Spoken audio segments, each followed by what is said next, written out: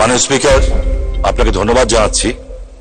আমার আসলে কথা বলার খুব একটা ইচ্ছা ছিল না, কিন্তু এবার গতবার ওমরায় যে মানুষের কাছে আল্লাহর ঘরে কথা বলে এসেছিলাম যে তাদের কথা বলবো।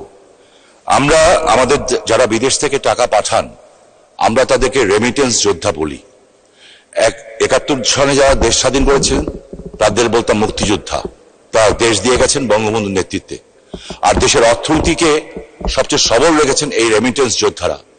একটু আগে যে আমাদের সিনিয়র সংসদ সদস্য যে রফিক সাহেব যে প্রশ্ন করলেন, এই প্রশ্নের পরে বোঝা যায় যাদের কি করুণ অবস্থা।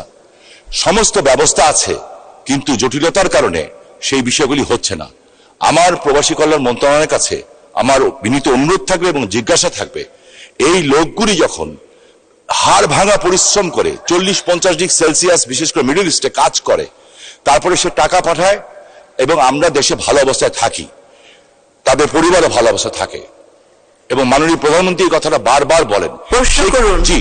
সেইখানে তারা যখন দেশে ফিরে, বিশেষ করে এয়ারপোর্টে তাদেরকে যেভাবে হ্যাস্তন্যস্ত করা হয়, আমার কাছে মনে হয় যে সেটা বন্ধ হওয়া উচিত এবং এই মন্ত্রণালয় থেকে নির্দিষ্ট ভলেন্টিয়ার সৃষ্টি করে তারা যাতে একজন ভিআইপি হিসাবে এই দেশে প্রবেশ করতে পারে, সম্মান নিয়ে প্রবেশ করতে পারে, সেই বিষয়ে কোনো ব্যবস্থা গ্রহণ করবেন কিনা, করলে কবে নাগাদ করবেন? আপনাকে ধন্যবাদ মাননীয় স্পিকার। ধন্যবাদ মাননীয় সদস্য। মাননীয় মন্ত্রী। ধন্যবাদ মাননীয় সংসদ সদস্য। এই ব্যাপারে আমাদের মন্ত্রণালয়ের পদক্ষেপ নেওয়া হয়েছে। এয়ারপোর্টে আমাদের কর্মীরা আছে, বিদেশগামী যাত্রীদের ব্যাপারে ওদেরকে দেখাশোনা করে। তবে জনবলের সীমাবদ্ধতা আছে, যে কারণে হয়তো সঠিকভাবে দেখাশোনা হচ্ছে না।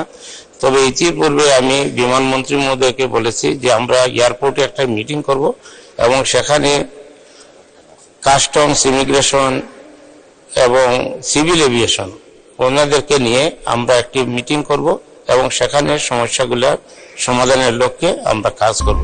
আপনাকে ধন্যবাদ। মিশন 90 সংবাদের পিছনে নয়, ভিতরে ছুটি।